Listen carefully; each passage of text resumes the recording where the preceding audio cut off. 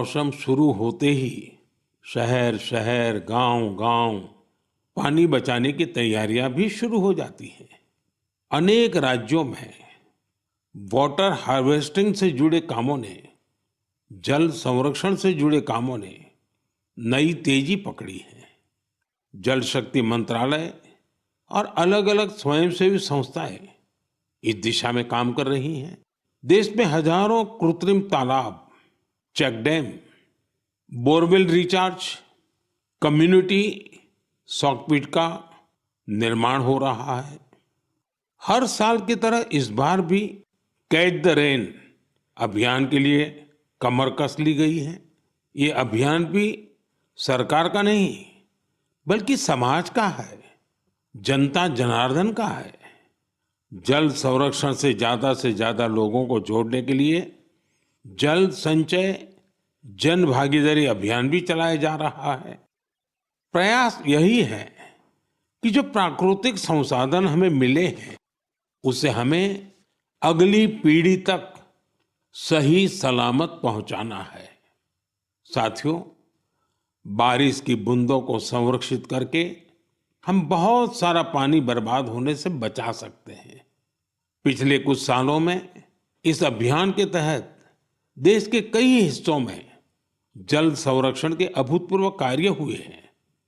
मैं आपको एक दिलचस्प आंकड़ा देता हूं। पिछले 7-8 साल में नए बने टैंक, पॉन्ड और अन्य वाटर रिचार्ज स्ट्रक्चर से 11 बिलियन क्यूबिक मीटर, उससे भी ज्यादा पानी का संरक्षण हुआ है।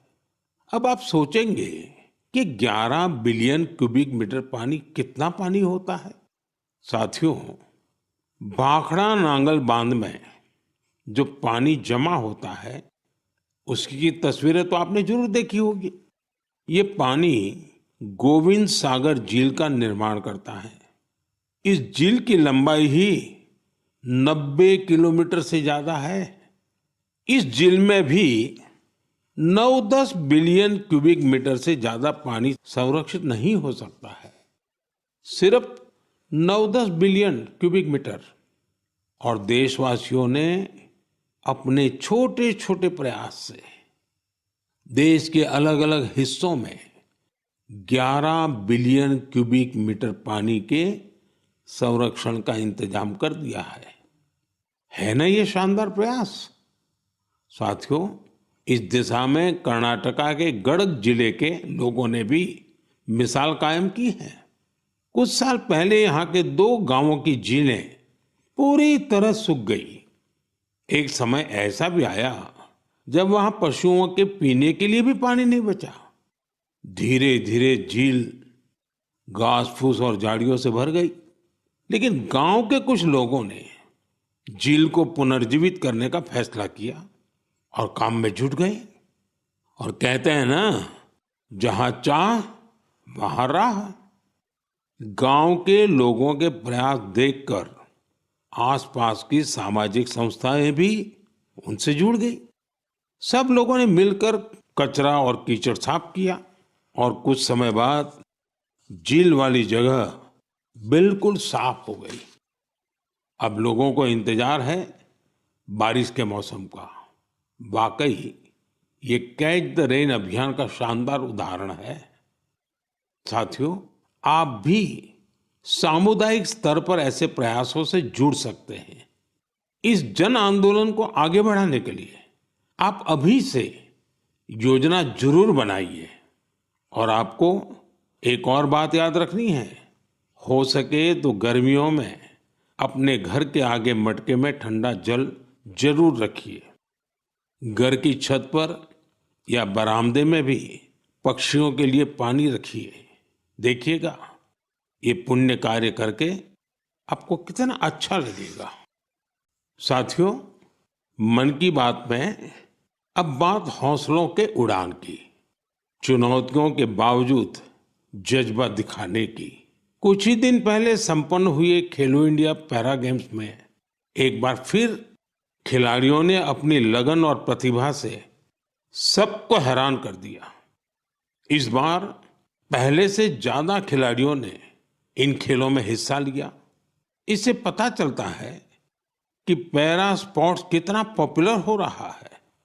मैं खेलो इंडिया पैरा गेम्स में हिस्सा लेने वाले सभी खिलाड़ियों को उनके शानदार प्रयासों के लिए बधाई देता हूं। हरियाणा, तमिलनाडु और यूपी के खिलाड़ियों को पहला, दूसरा और तीसरा स्थान हासिल करने के लिए शुभकामनाएं देता हूं। इन खेलों के दौरान हमारे दिव्यांग खिलाड़ियों ने 18 राष्ट्रीय रिकॉर्ड भी बनाए, जिनमें से 12 तो हमारी महिला खिलाड़ियों के नाम रहे। इस बार के खेलो इंडिया पैरा गेम्स में गोल्ड मेडल जीतने वाले आर्म रेसलर जॉबी मैथ्यू ने मुझे चिट्ठी लिखी है।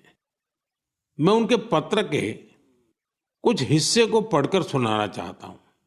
उन्होंने लिखा है, मेडल जीतना बहुत खास होता है, लेकिन हमारा संघर्ष सिर्फ पोडियम पर खड़े होने तक सीमित नहीं है। हम हर रोज एक लड़ाई लड़ते हैं। जीवन कई तरीके से हमारी परीक्षा लेता है। बहुत कम लोग हमारे संघर्ष को समझ पाते हैं। इसके बावजूद हम साहस के साथ आगे बढ़ते हैं। हम अपने सपनों को पूरा करने में जुटते हैं। हमें ये विश्वास रहता है कि हम किसी से कम नहीं है। वाह, जॉबी मैथ्यू, आपने कमाल लिखा है, अद्भुत लिखा है। इस पत्र के लिए मैं आपका आभार व्यक्त करता हूं। मैं जॉबी मैथ्यू और हमारे सभी दिव्यांग साथियों से कहना चाहता हूं कि आपके